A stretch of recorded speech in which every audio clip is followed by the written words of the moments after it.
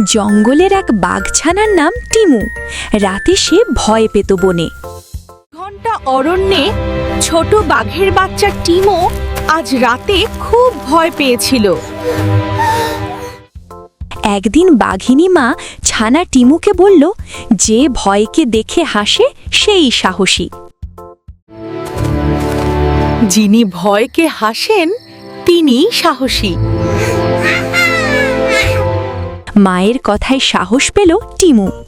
রাতে জঙ্গলে হাঁটতে বেরিয়ে বাঘছানা টিমু জোনাকি দেখল। তার মনে হলো আকাশ নেমে এসেছে। ভয় কাটিয়ে সে বলল, এটা তো জাদু। এটা হয় জাদু।